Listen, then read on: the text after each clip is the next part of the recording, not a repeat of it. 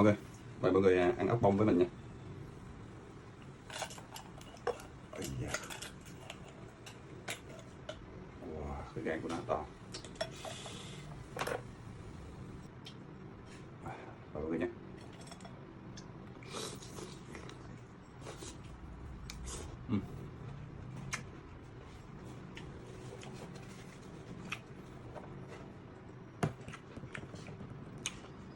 Dai, nó mềm.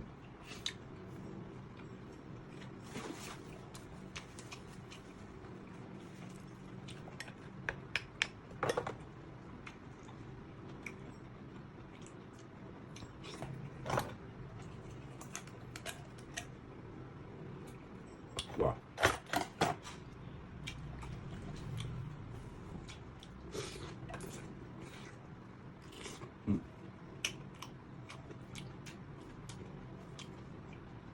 Ốc này ở địa phương mình thì gọi là ốc giấy.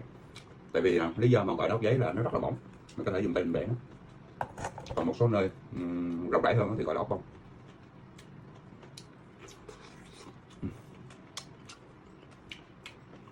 Không biết cho các bạn gọi loại ốc này là loại ốc gì.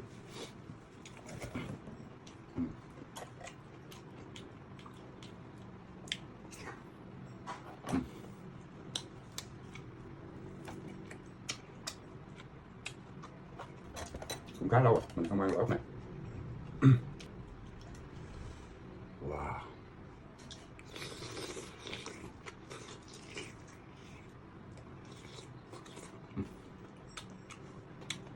Giòn, dai, ngọt nước. Càng nhai thì nó càng có vị ngọt nhẹ nha.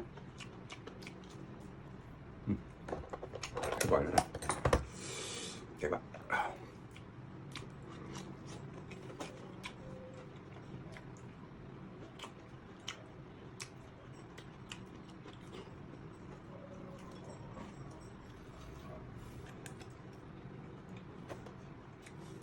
Xương cá rồi mọi người. Vốn dĩ trong con ốc nó có xương cá là vì nó ăn mà nó tiêu hóa chưa hết. Mọi người đã từng thấy cảnh ốc ăn cá hay là ốc ăn ốc gì chưa?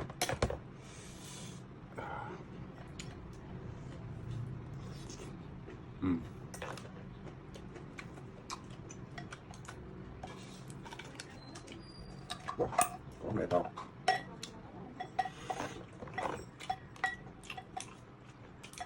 Sữa đá. Sữa đá nữa.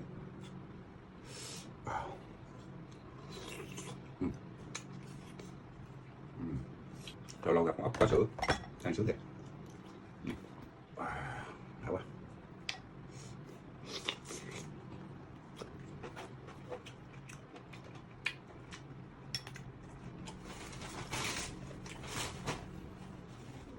Và có sữa cá.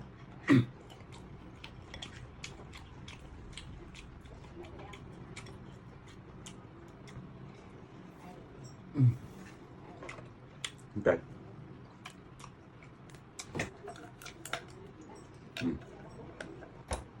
Lại thêm một con cá sữa. Wow.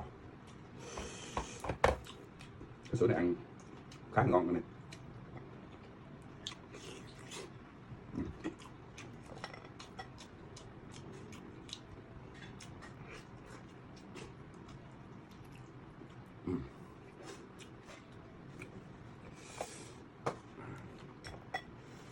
Wow.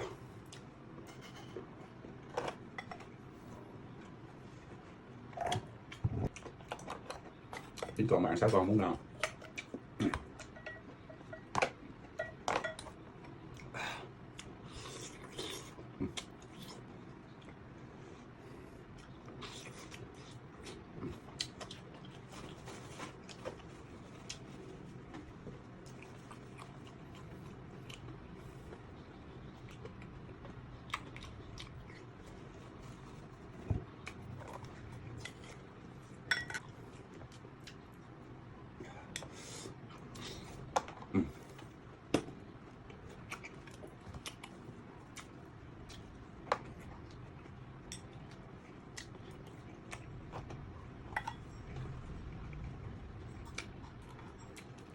Wow.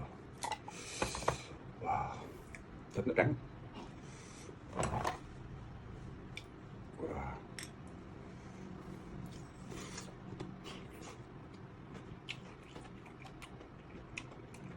Tròn.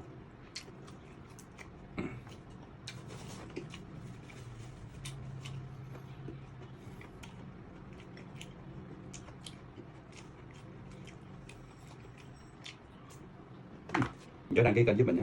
Cảm ơn mọi người rất nhiều. Bye bye mọi người.